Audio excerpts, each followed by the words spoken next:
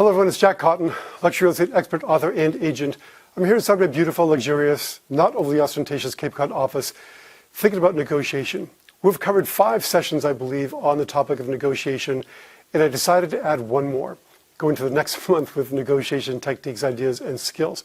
Because if everything else doesn't work, I find that the following thing I'm going to talk about, which is quantifying your USPs, is a way to at least overcome commission objections and negotiate the commission you deserve and should get to get the property sold.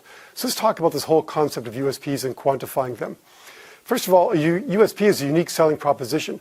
What do you do that you do differently and better than anyone else in your marketplace? We've talked a lot about my market preparation checklist. In fact, my new market preparation checklist is almost done. I'm having it published in book form. I'm not even sure how many pages it's going to have. It's going to be between 30 and 60 pages or 70 pages. I'm not sure, but it's going to be available. It's never been available before, but it's going to be. But my market preparation checklist, I believe, brings 2 to 4 points of extra value to every home I list and sell. If you follow all my advice based upon my market preparation checklist, my belief, I cannot prove it, but my belief is that you will receive 2 to 4 points of extra sales price. That by itself should overcome any commission objection, but why stop there? My obsession with photography. I tell sellers, you know what? We have the most incredible photographer. We have 2 actually, and they both have the most incredible cameras. One has a Nikon, one has a Canon. You should see the buttons, the dials, the LED screens, the readouts, and they know what every single one of those buttons and dials does. What they don't know, Mr. and Mrs. Seller, as well as I do, is how to frame that picture.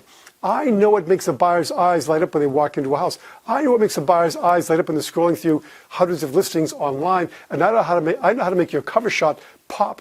And I art direct that photographer to make sure that, after all the buttons and dials are set up the proper way, that they're capturing the exact right angle or image of your property. My obsession with photography, I believe, is worth another 1 or 2 points in sales price. Can I prove it? Absolutely not. I just believe it in my core. Next, my obsessive copywriting.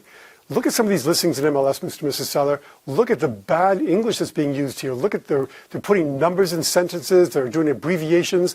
What is the point of having a phenomenal cover shot that captures somebody in 1.5 seconds online and then drawing them into the listing with really bad, poor grammar, poorly punctuated copywriting? Tell them about your copywriting. I again think that by engaging people at this point in the process, it's worth 1 or 2 more points in sales price. Next, I accompany all showings. Mr. and Mrs. Seller, let me ask you this. Think about the last time you looked at property and you were out with your buyer agent and you walked into a $2 or $3 million house, for example, and the listing agent wasn't there. What subtle message is he or she sending about that listing? Right, not that important to them. And this is not one of my most important listings. I am present for all showings wherever possible. Am I there 24/7? Absolutely not. Do I sometimes have to have one of my team members cover me? Absolutely. But I make every effort to be present for 90% of the showings of my listings. I think that's worth 2 to 4 points also. Lastly, my negotiation skill. Why not talk about negotiation? You just finished a 5-part series on it. So let's talk about that.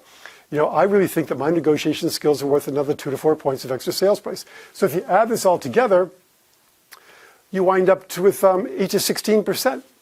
Just on these 5 things alone. Never mind everything that everybody does, the sign in the yard, the ad in the paper, and the listing in MLS and online. Never mind all the stuff your company does. Never mind all the other stuff you do. But just on these 5 items alone, we're talking 8 to 16% of more sales price. You know what, Mr. and Mrs. Seller? I don't want you to have unrealistic expectations. Let's cut that in half and talk about 4 to 8%. In fact, let's just forget the 8% and talk about 4 points. I believe it's clear to see here, and you agree with me, looking at just these 5 USPs that I bring to the proposition of getting your home sold, that I'm likely to get you an extra 4 points of sales price for your house. Now let's talk about that 1 point in commission difference we were discussing a moment ago. Would you pay 1 point to get 4? Absolutely. So if all the negotiation techniques that we covered over the past few weeks don't work, quantifying your USPs is almost guaranteed to work. These videos have to be short, but I could tell you story after story after story of when I've done this, and the people gladly signed my contract. They were happy to pay my fee, even when I sold their house to the next door neighbor in 3 days. Anyway, that's enough about quantifying our USPs. Again, don't forget, in a negotiation, whoever cares less wins. And that's the bottom line on the commission part too. be willing to walk away if it's not the deal you want, if it's not something that's fair to you in terms of what you're worth and your fee. Don't forget also, first Tuesday of every month, luxuryrealestateunplugged.com. Log in, sign up, ask, and learn. Until next time, make it a great week.